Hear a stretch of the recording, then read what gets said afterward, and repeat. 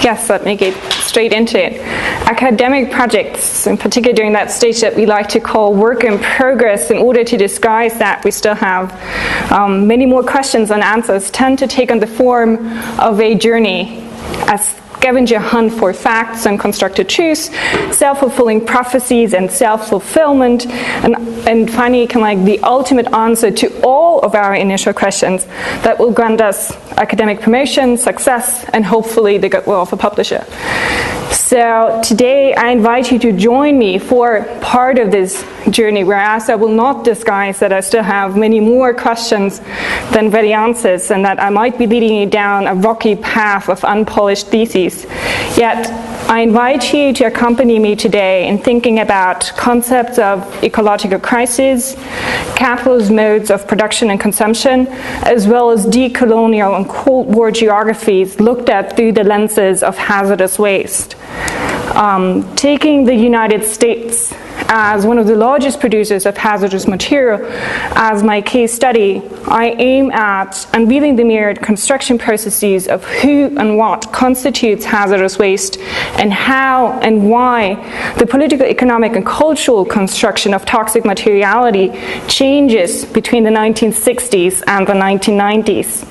In the end, I'm curious to see how and when industrial societies reflect upon their own way of living based upon a capitalist and hence expansionist and to a degree exploitative system of production and consumption.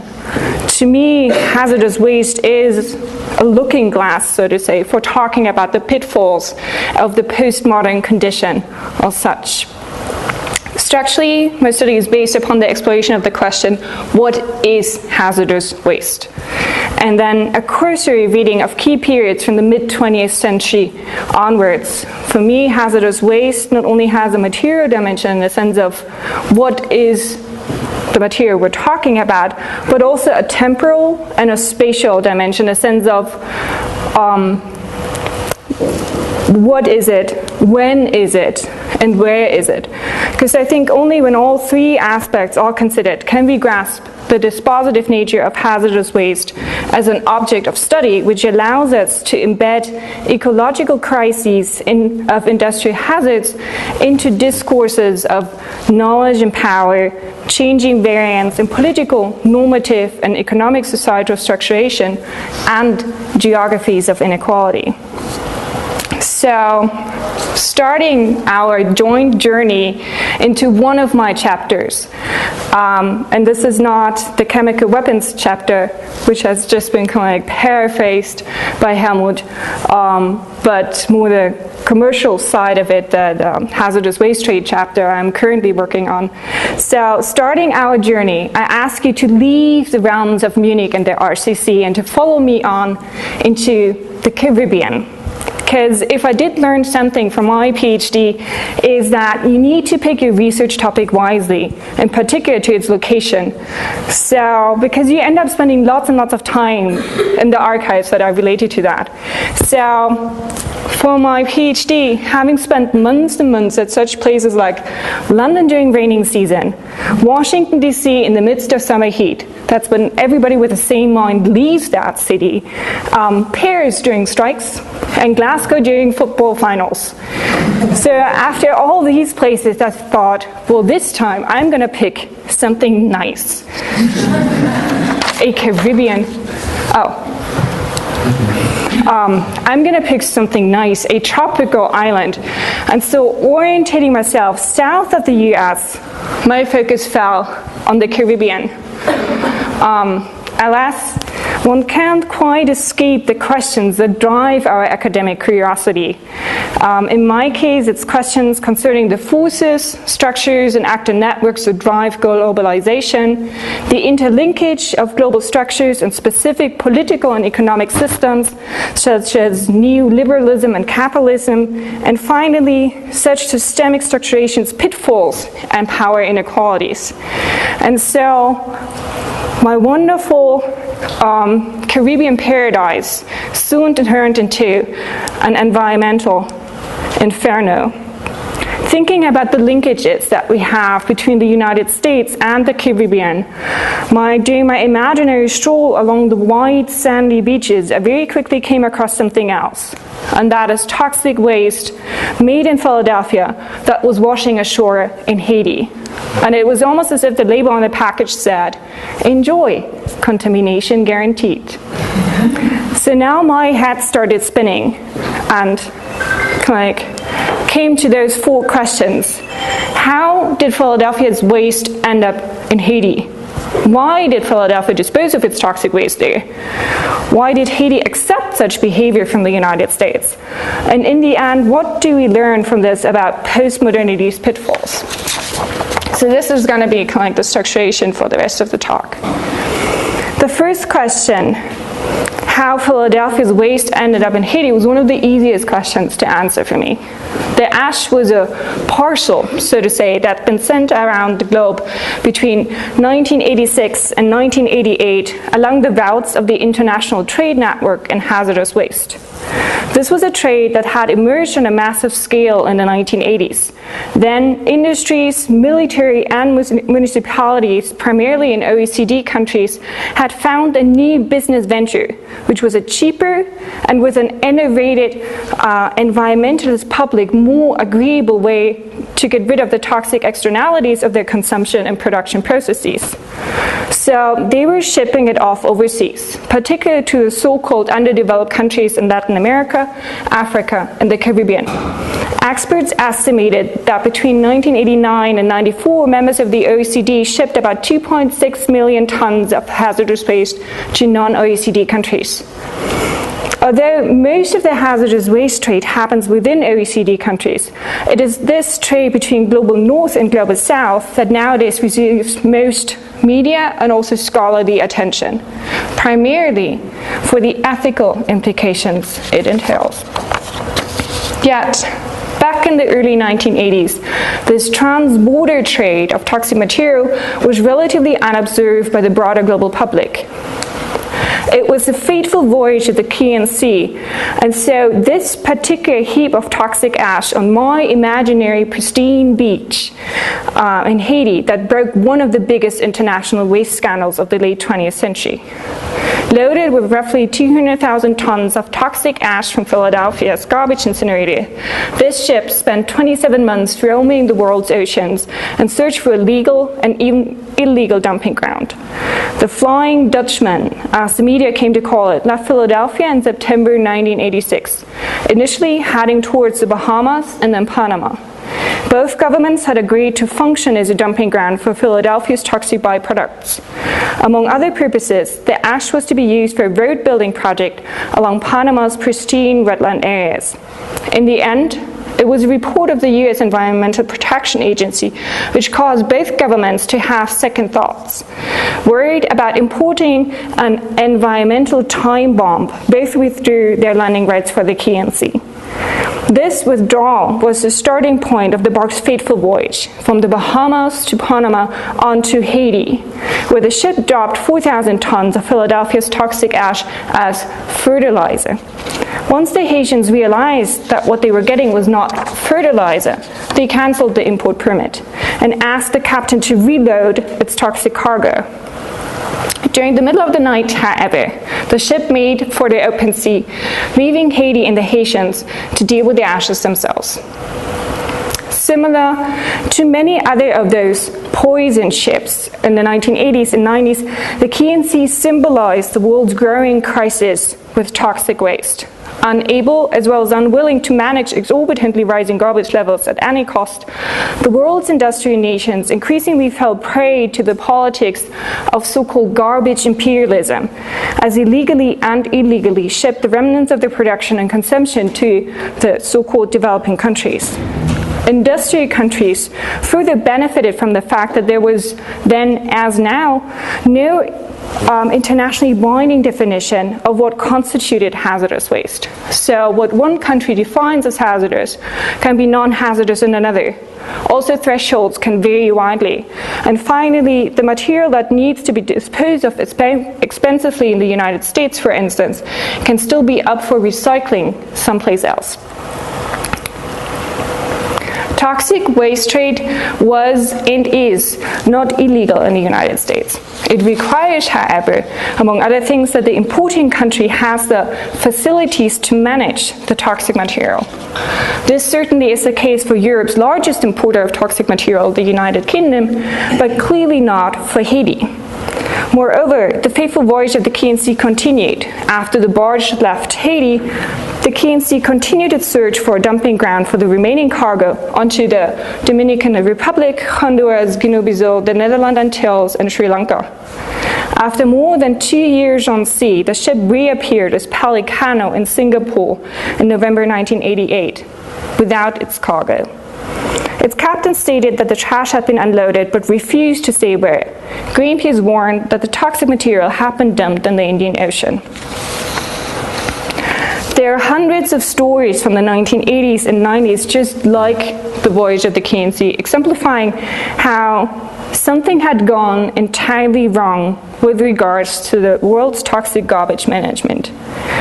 And this led me to my next two questions. Why did Philadelphia export its waste to Haiti, and why did Haiti import the waste?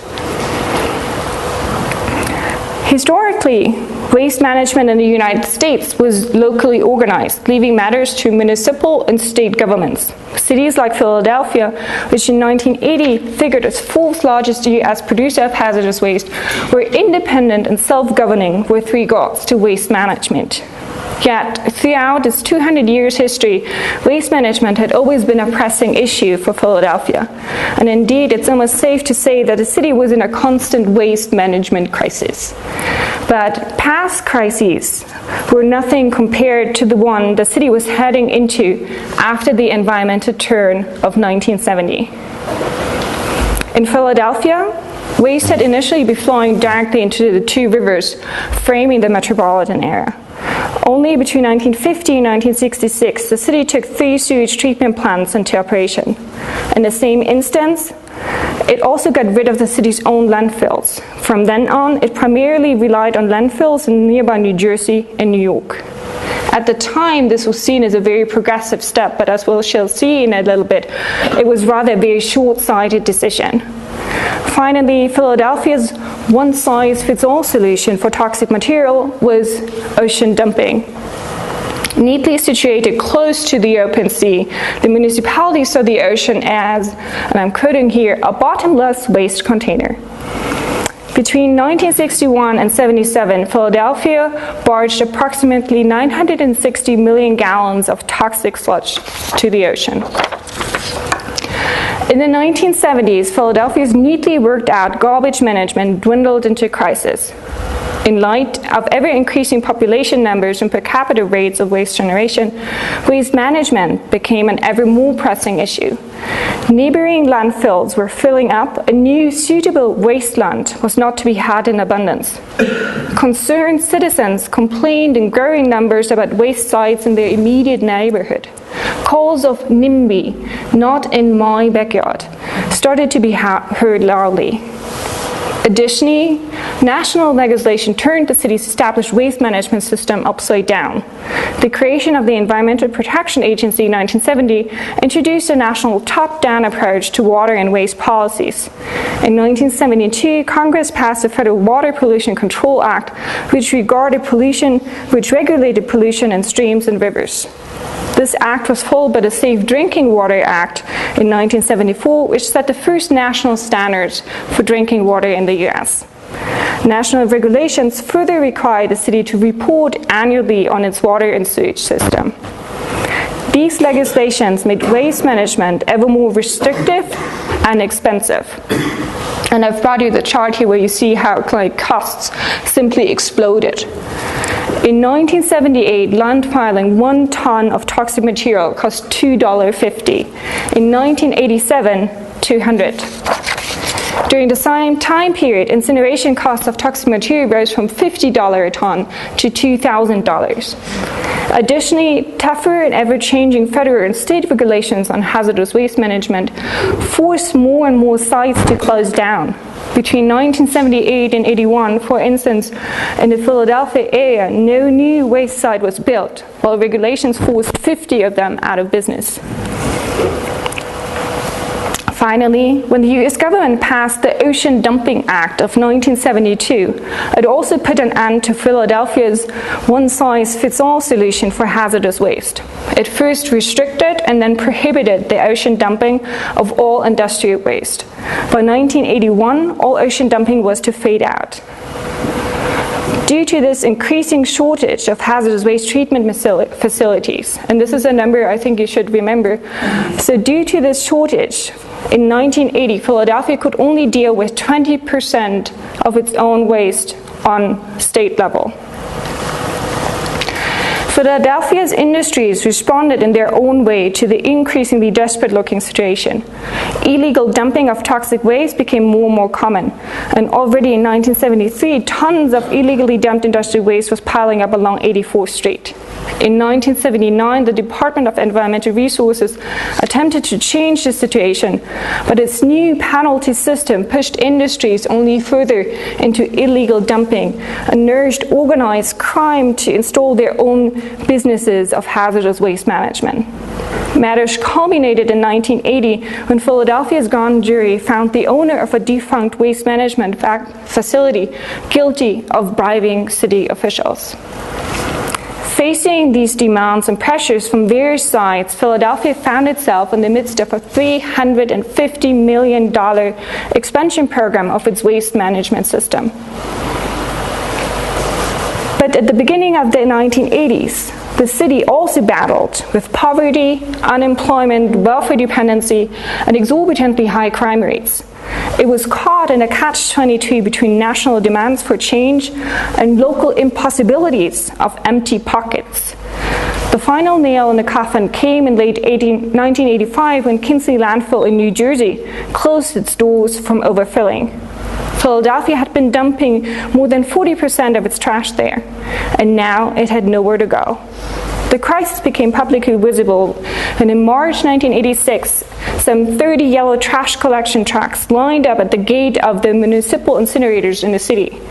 That day, many of them had to be turned away as the waste treatment facility struggled to come to terms with what journalists called the Mount Everest of ash that had risen behind the incinerator. The city was, in literal terms, on the verge of running out of space for its ashes. The end of this story reunites us with the voyage of the Khian Sea, as the city signed a $6 million contract with Joseph Paulino and Sons to make the ash go away. In September 1986, the ghost ship set out on its voyage around the world to solve Philadelphia's garbage crisis. This leads to the next question. One is kind of like the export side, but what about the imports? Why did Haiti accept such behavior from the US? Philadelphia's ashes fell on fertile ground in Haiti, the poorest country of the Western Hemisphere. Moreover, when on New Year's Eve 1987, the Khian Sea arrived in Genovese, a small impoverished port town on the country's west coast, it had found the poorest of the poor. Additionally, the political, economic, and social order in Haiti had been plagued with violence, corruption, and famine in the past decades, making structures prevalent that easily allowed for gray markets or even a gray economy. But let's back up a bit and really look into, and now I'm painting you with economic history, but I think it's important to understand the structures. So, when in 1934 Haiti had regained independence from the United States, this did not translate into economic prosperity or political stability. Similarly to other formerly colonial countries that in the 1980s ranked high as potential toxic waste importers, the demise of the imperial system hardly signaled automatic material improvements. Rather, many territories on achieving independence found themselves with environments and resource stocks inimical to their emerging domestic needs. In order to secure economic development and improving lifestyle options, in many cases these countries have found it necessary to pay for their imports through ongoing exports of primary products, such as timber.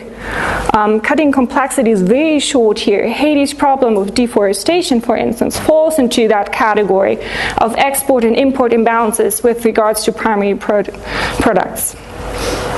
Simultaneously, these so-called developing countries continued to be dependent on importing primary resources, such as oil, for building up their own secondary sector.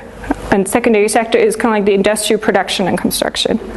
So starting in 1954, entrepreneurs responded to Port-au-Prince's growing demand for charcoal with cutting down ever more trees. By the 1970s, this proved to be no longer sufficient, and Haiti became increasingly dependent on the import of crude oil.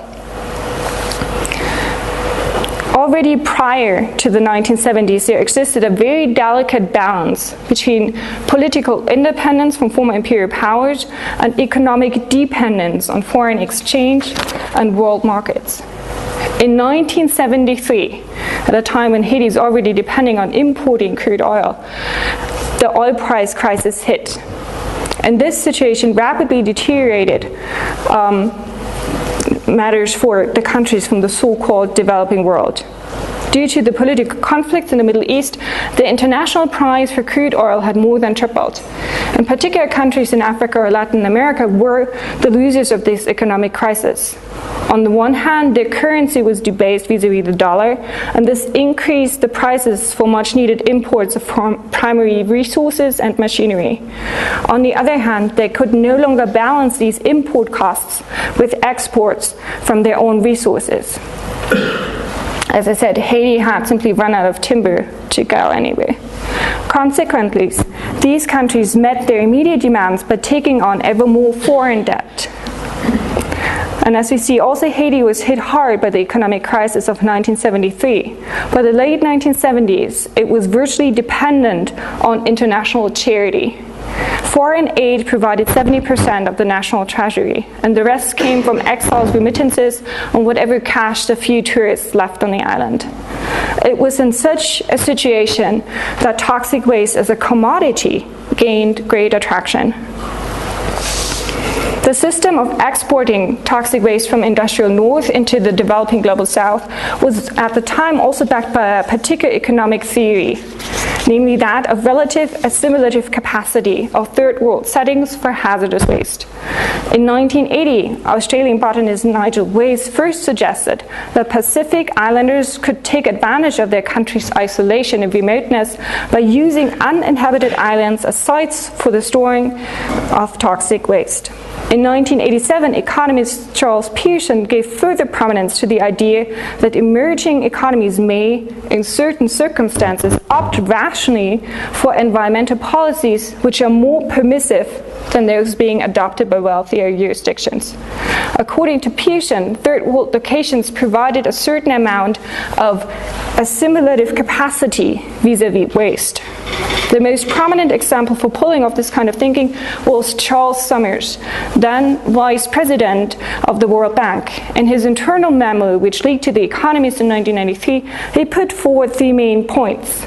First, pollution costs depend on earnings lost due to death or injury, and such costs are lowest in the poorest of nations. Translating, if Bill Gates dies from toxic waste, that's going to harm the world economy much more than if a farmer on Haiti dies.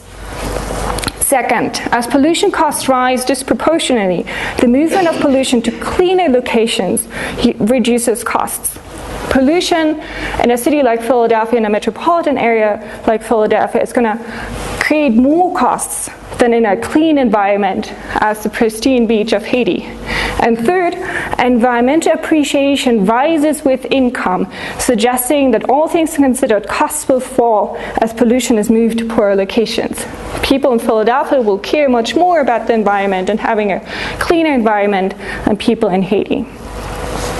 This theory implicitly supported Philadelphia's export of toxic material to Haiti because this trade was beneficial for the global economy. Finally, similarly to Philadelphia, also Haiti's story has a political dimension, tying in with structures of grey markets. In 1986, Baby Doc's dictatorship in Haiti had been overthrown, and the country attempted to slowly move into its first truly participatory democracy. Although a new constitution was put into place in 1987, the military refused to apply the new laws. In June 1988, newly elected President Leslie Monigat was overthrown by another coup d'etat, followed by the St. John Bosco massacre, and yet another coup d'etat in September of the same year. This unclear political situation allowed much leeway for shady businesses. Contracts on behalf of the Haitian government were signed by the two brothers of Colonel Jean-Claude Paul, which an AP reporter identified as some of the most corrupt people on the island. Let me finish my story with one last question. So, did the ash return to Philadelphia? Well, not at once. Although responsibility seemed to lay with the municipality of Philadelphia, various mayors were unwilling, as they claimed financially unable to pay for the waste removal and return to Philadelphia. Despite transnational and international campaigns from myriad partners such as Greenpeace, the Haitian Collective for Environmental Protection and Alternative Development, the Haitian government, the Navajo Confederation, and the students of Penn State, the ash stayed on the beach. Only in the year 2000 was the ash removed from Haiti. Its effects, however, were longer lasting. To this day, Haitians that came into contact with the ash suffer from health problems, and the section of the beach is still contaminated. So, what do we learn about the pitfalls of the postmodern condition now from this whole story that I've been laying out? I have some concluding remarks and essentially kind of like two questions for you, questions that are also puzzling me. So I think we first learned something about the structures of the international hazardous waste trade and what kind of leads to the export and import. And I've summed it up as the basis of it is that we have a knowledge gap, a definitorial knowledge gap in a sense of hazardous waste has no universal or no internationally binding system that defines it or regulates it. This kind of like makes it easy for countries to move the materiality from one place to the other, claiming it's toxic waste in one place, non-toxic in the other. Then it's also a localization issue, and that's when you look at the story of Philadelphia that comes out really clearly. We have actually a global problem, and then it's the US government that's trying to solve that on the national level, disregarding problems that are actually occurring on the local level, leaving a city like Philadelphia, which is like economically overexpended and not able to pay with dealing with the issue. So it's like this multi-layered governmental approach that needs some solving.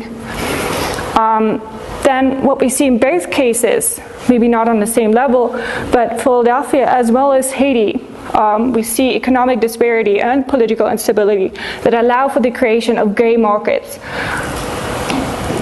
In a gray market economy, which gray market economy means it's not necessarily illegal, but it's in the gray area of not being quite regulated yet. And finally, we see that there's an economic theory of global economic growth backing the whole system. And I think my first question would be for you to think about, is there a policy recommendation here that you might want to take out of it? The second concluding remark is more of a question, and that goes back to 2 weeks back when I had lunch with Christoph, and that is the question of, so where is nature in all of this? Because I feel the more and more I engage with the topic, I'm not really writing an environmental history, but an economic and a political history. And this is because of how my actors think about hazardous waste. It's externalized or it's commodified, but it's never naturalized in the sense that it belongs or it's part of some ecological cycle. Its history rather suggests that people all around the globe continuously go through stages of defining and then ostracizing it. They make hazardous waste into the ultimate other, the antichrist of industriality, and so reflect upon it only for a little while before they bring it even further out of sight. And this bringing out of sight happens along the geographies of social and economic dependencies. And ironically, and this is going to be my concluding sentence, this construction of hazardous waste as nature-less, let's put it this way, in the end makes it the ironic epitome of a non-reflexive postmodernity. Thank you very much.